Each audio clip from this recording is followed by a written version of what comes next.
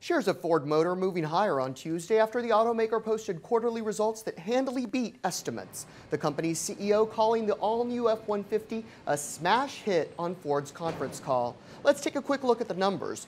Ford beat profit forecasts by a dime, and sales were a little more than $1 billion higher than expectations. Bob Shanks, CFO of Ford, joins us from the company's headquarters in Dearborn, Michigan. Bob, congratulations on the quarter. Thanks, Ruben. It was an outstanding quarter, and we couldn't be more pleased with the results of the whole team. Now, you're expecting to see a stronger second half. What does that mean when you take a look at the numbers?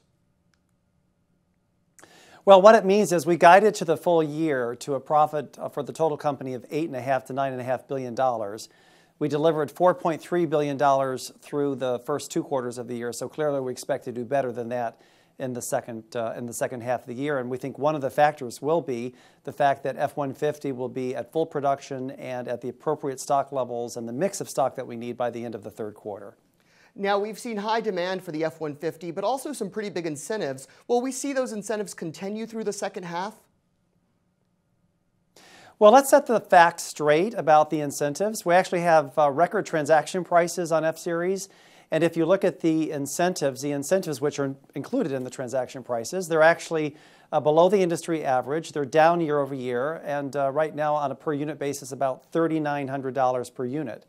So those are the facts, and that just demonstrates the strength of the F-150 in terms of customer demand. So you'll expect to see those incentives of about $3,900 continuing on throughout the second half? Well, as the product moves into full supply, I wouldn't be surprised if you start to see some increase in incentives. That's normal through the cycle life of a product, but transaction prices are well above what they've been in the past, and in fact are at record levels, and we think that will only get better going forward.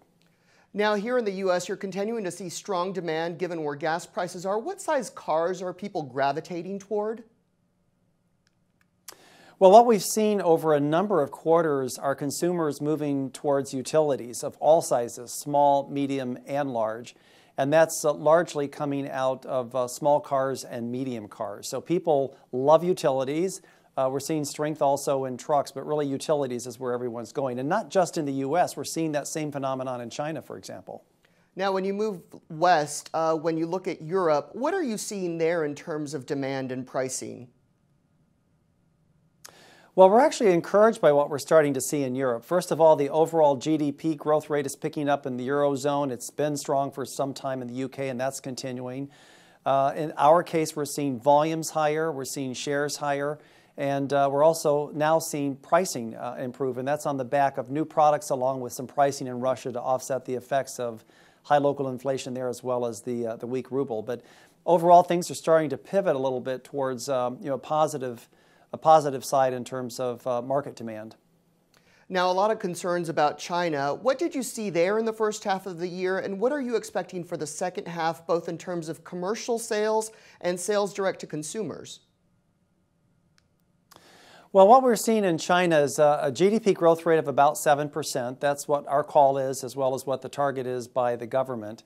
But despite that, what's happening is there's weakness in the overall automotive industry, and that's largely on the commercial side. Passenger cars, passenger vehicles in the first half of the year were up very slightly, maybe 1%, but we saw a 10% decline in commercial vehicles. And I think that's a sign of weakness in consumer confidence, and probably due to the fact that the government is transitioning from this export, investment-oriented economy to one that's more focused on consumers. And so you're going to see some volatility as that transition occurs, and you're seeing that effect in the stock market, for example.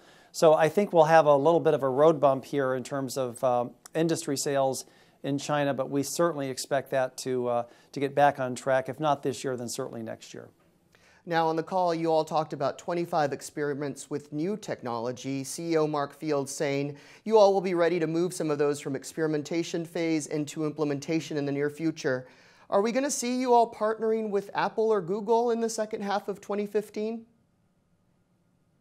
Well, we're certainly open to partnerships, joint ventures, alliances. I think that's going to be, a characteristic of this new world that we're entering. You're going to be working with a lot of different companies, both within the automotive industry and also outside, in terms of leveraging all this amazing technology that's going to transform the business going forward, and we intend to be right in the middle of that. Well, Bob, we'll be watching. Bob Shanks, CFO of Ford Motor, thanks for joining us today. We appreciate it. Thanks, Ruben. In New York, I'm Ruben Ramirez, and you're watching The Street.